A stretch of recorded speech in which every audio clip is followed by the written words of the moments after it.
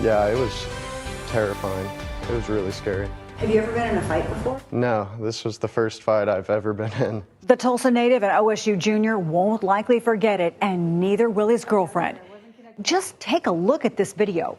What started as a random encounter quickly turned violent. His girlfriend's mom calls the attack vicious, and that's why she called us. Thank you for joining me tonight. I'm Karen Larson. I met with both families at his family's West Tulsa home, and they wanted me to share how a night out can go from fun to frightening in an instant, and it's only on 2. So the stitches are actually in his eyebrow. From stitches in his eyebrow to scrapes and even a broken ankle.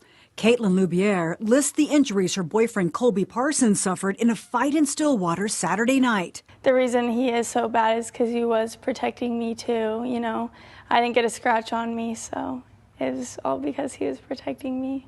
Their Friday night date turned violent when they ran into 3 strangers while walking to get some food along the strip. Then we see these guys like launch a beer bottle kind of in our direction. And we kept walking, and then they just started like cursing at us and going crazy and just screaming at us. Like I was trying to just tell them to, go away. Like we said, we just wanted a hot dog. Then one guy like pressed up against her. So I was like looking at him, making sure he wasn't gonna do anything. And while that happened, some dude punched me in the face and then just started like wailing on me. Katlyn's mom sent this video showing a man punching Colby repeatedly. It was recorded by 2 members of the AGR fraternity across the street. And the other guy got me in like a chokehold, and I was just like stuck in it for what felt like forever. Realizing the danger, the boys stopped recording and ran over to pull the men off a battered Colby. I was talking to her, I was like, okay, I don't want to get a hot dog anymore. Like, let's just go home. And she was like, no, like, you need to go to the hospital. He didn't even think he was bleeding. He's like, I'm not bleeding. And then I took a picture of his face, and he's like, oh, yeah, that's pretty bad. While ER docs sewed up Colby's eyebrow, Stillwater police arrested the 3 men for public intoxication. Tuesday afternoon, the Payne County District Attorney charged 2 of them with misdemeanor assault and battery, Hunter Ray Meadows and Luke David Fields. I searched for information on the 2 and found Fields is a Moore firefighter.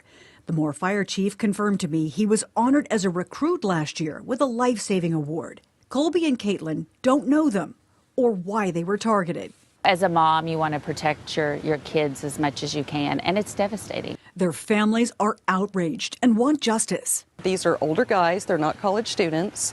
They're late 20s, near 30s. We will do whatever we need to do to make sure that happens, so this doesn't happen to somebody else's kid. They're also grateful. I'm just so thankful for those 2 boys that got out of that car and decided to help. Now, Colby and Katlyn are dealing with the impact of this random violence. Now at night, it's like I close my eyes and I see their face or his bloody face, and it's so scary. For Colby, that violence could have a longer lasting impact. The doctor said that it appears from the break that it looks like somebody stomped on it. He came home to Tulsa, where doctors repaired his badly broken ankle. I had to get a plate that was about that big and 8 screws in my ankle. That'll be there permanently. He plays on the OSU lacrosse team, and it will be a while before he's back on the field. Colby's hoping he heals up fast. He's missing class, and he doesn't want that to interfere with his plans to apply for medical school. I'm missing a lot of labs, exams and stuff. That's going to be hard to make up. One thing's for certain, they told me they'll be more alert and encourage others to watch out too. You never think it's going to happen until it does. It's then it hits. And definitely going to walk in groups and be very smart about where we're going at night. The 2 suspects were notified of the assault and battery charges against them, and the court records I found show that they're going to have to appear in court in Payne County by October 16th. Now, when I talked with the Moore fire chief, he wasn't aware this had happened and told me his department will do an immediate investigation.